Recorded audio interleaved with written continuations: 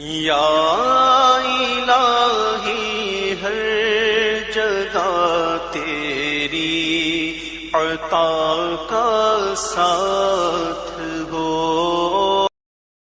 ایک کافر ہے عتبہ بن ابی وقاص، اس نے ایک طرف سے ہو کر پتھر اٹھایا اور آپ کو مارا زور سے۔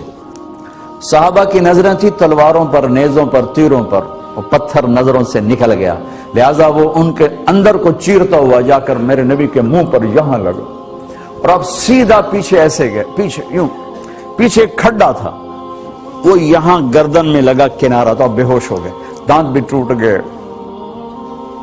چہرہ بھی خون و خون ہو گیا، اب بے ہوش ہو کے یوں گر گئے۔ صحابہ نے سمجھا آپ شہید ہو گئے، تو سب نے زار و قطار رونا شروع کر دیا۔ تھوڑی دیر کے بعد آپ کو ہوش آیا تو صحابہ نے عرض کی یا رسول اللہ اب تو ان کے لیے بد دعا فرما دیں، وہ نبیوں میں رحمت لقب پانے والا، مرادیں غریبوں کی برلانے والا، غریبوں کا والی، یتیموں کا مولا۔ تو اب تو حق تھا کہ آپ بد دعا کرتے۔ یہ سامنے امت نہیں ہے، قاتل کھڑے ہیں، کافر۔ آپ نے ہاتھ اٹھائے، صحابہ سمجھے کہ ہوں انہاں دے بیڑے بڑھ گئے۔ اللہم اغفر لقومی فإنہم لا یعلمون، اللہ میری قوم کو معاف کر، انہیں میرا پتہ کوئی نہیں ہے۔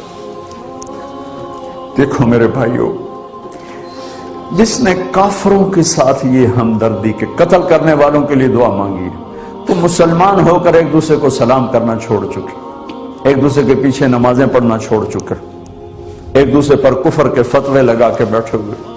مجھے بتاؤ تم میرے نبی کے ساتھ کیا کر رہے؟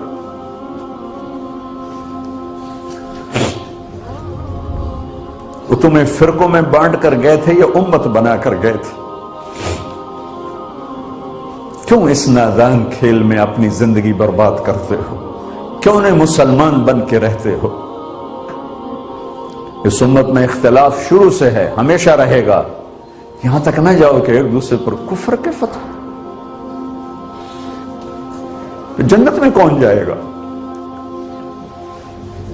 سنیوں نے کہا وہابی کافر، وہابیوں نے کہا سنی کافر، بریلیوں نے کہا دیوبندی کافر، دیوبندیوں نے کہا بریلوی کافر، شیعہ نے کہا سنی کافر، سنی نے کہا شیعہ کافر۔ جنت میں کون جائے گا؟ کچھ تو بھائیو میرے نبی کی محنت کی قدر کرو۔ میرے نبی تو غیروں کو اپنا بنانے آئے تھے، ہم نے اپنوں کو غیر بنا دی۔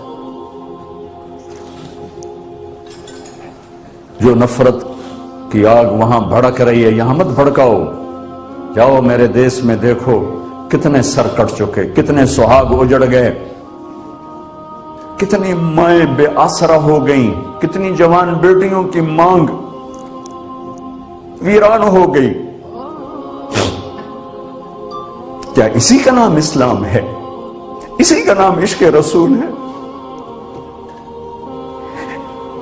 اسی وہ دین کہتے ہیں؟ ایک دوسرے کی مسجدوں میں نہیں جاتے ہو، ایک دوسرے کے پیچھے نمازیں نہیں پڑھتے ہو، جنت کے ٹھیکیدار بن گئے ہو۔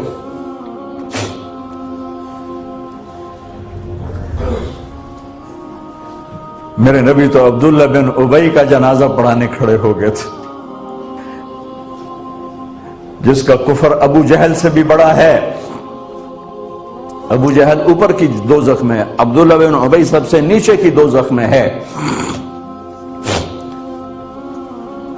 ان کے بیٹے آئے، یا رسول اللہ میرا باپ مر گیا ہے، اپنا کرتا دے دیں گے میں اس کو کفن دے دوں؟ آپ نے کہا لے لو، کرتا اتار کے دے دیا۔ آپ کہتے بدبخت منافق دفع ہو جا، دے دیا۔ کہ یا رسول اللہ آپ جنازہ پڑھائیں گے؟ کہاں پڑھاؤں گا؟ باقی منافقوں کا تو کسی کو پتہ نہیں تھا سوائے اللہ کے نبی کے، لیکن عبداللہ بن ابی کا منافق ہونا تو سب کو معلوم تھا۔ آپ جنازے کے لیے عمر سامنے آ گئے، یا رسول اللہ یہ کون ہے؟ کہ مجھے پتا ہے کون ہے، تو آپ اس کا جنازہ کیوں پڑھا رہے؟ کہ شاید اللہ معاف کر دے۔ کہ عمر پیچھے ہٹ جا، مجھے پتا ہے یہ کون، میرے اللہ نے کہا ہے تو ان کے لیے دعا کر یا نہ کر، میں معاف نہیں کروں گا، میں کرتا ہوں شاید اللہ معاف کر دے۔ پھر فرمایا کہ میرے اللہ نے کہا اگر تو 70 دفعہ بھی ان کے لیے دعا کر تو میں معاف نہیں کروں گا. اگر میرا اللہ کہتا اے میرے محبوب اگر آپ 70 دفعہ اس کے لیے دعا کریں گے تو میں معاف کر دوں گا, تو میں اس کم بخت کا 70 دفعہ جنازہ پڑھا دیتا. مجھے بتاؤ تم کہاں سے یہ دین لے کر آئے ہو جس میں تم فرقوں میں بٹ گئے ہو, نفرتوں کی آگ تم نے لگا دی ہے. یہ کہاں سے اسلام آیا ہے؟ میں تمہیں اللہ اس کے رسول کا واسطہ دیتا, امت بن کے رہو, مسلم بن کے رہو, کوئی گنجائش نہیں. اپنے اپنے عقیدے پر پکے رہو, دوسرے کے لیے گنجائش رکھو. کیوں اس قدر ظلم و ستم ڈھائے ہوئے ہیں؟ میں نیا تبلیغ میں گیا, کالج سے نکلا, ہماری جماعت ایک گاؤں میں گئی, ایک مسجد میں, تو امام صاحب آئے, ہمیں ماں بہن کی گالیاں دی اور ہمارے بستر اٹھا کے باہر مسجد دھوو, کتے اندر واڑائے. میں حیران پریشان, میں تو کوئی نہیں جانتا تھا کہ مذہب کیا ہوتا ہے, فرقے کیا ہوتا ہے. میں تو کالج میں گانے والا تھا, ناچنے والا تھا, جنید جمشید کی طرح. مجھے تو دین کا پتہ تبلیغ سے پتہ چلا. میں حیران پریشان کہ یہ مولانا صاحب کہہ رہے ہیں کہ یہ گستاخ رسول ہیں, اور مسجد دھو دو باہر کھڑے ہو, یہ مسجد میں کھڑے ہو کر ماں کی گالی دے رہے ہیں, بہن کی گالی دے رہے ہیں. تو پھر معیار دین کیا ہے؟ اتنی نفرت, اس قدر دوریاں. اگر ہم کافر تھے تو ہمیں گلے سے لگاتے, ہمارے نبی کی طرح ہمیں کھانے کھلاتے, ہمیں پانی پلاتے, پھر ہمیں بات سمجھاتے. لیکن ماں بہن کی گالیاں, مسجد میں کھڑے ہو کر, امام مسجد. ہم پنجاب کے زمیندار ہیں, گالی دینا ہماری سرشت میں ہے, لیکن مسجد میں کانپ جاتے تھے کہ کسی کو الو کا پٹھا بھی کہہ دے. ہمارے بزرگ بڑے بھی بہت گالیاں نکالتے تھے, لیکن مسجد میں کسی کو جرت نہیں ہوتی تھی کہ میرے والد مرحوم خود بہت غصے والے بڑے سردار آدمی تھے, تو تھوڑی تھوڑی بات پہ مار پٹائی گالیاں. لیکن میں نے نہیں اپنے باپ کو مسجد میں سنا غصے میں بھی کسی کو گالی دیتے ہوئے. ماں بہن کی گالیاں نکالو. اور ساتھ یہ کہہ رہے ہیں کہ یہ گستاخ رسول ہیں, ہم یہ کافر ہیں, ان کو نکال دو, کتے آ گئے, مسجد دھوو. میرے نبی کے دور میں تو کافر آ کے مسجد میں رہتے تھے. میرے بھائیوں, جو میں عرض کر رہا ہوں, میں اپنا دکھڑا بیان کر رہا ہوں, اس کی سنگینی کو سمجھو. یہ پاؤنڈ ڈالر نہیں بچائیں گے جب ہم آپس میں ٹوٹ جائیں گے.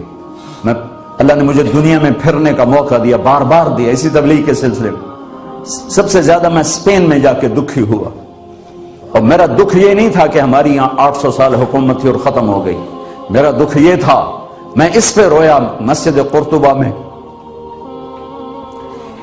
کہ جس وجہ سے اسپین تباہ ہوا وہ ساری وجہ میرے دیس پاکستان میں موجود ہے اس وقت.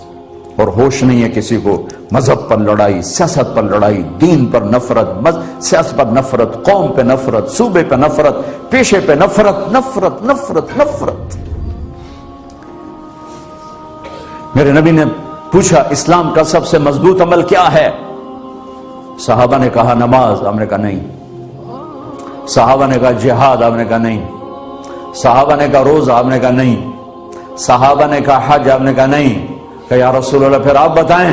فرمایا دین کا سب سے مضبوط عمل محبت ہے, محبت ہے, محبت ہے. یا الہی ہر جگہ تیری عطا کا ساتھ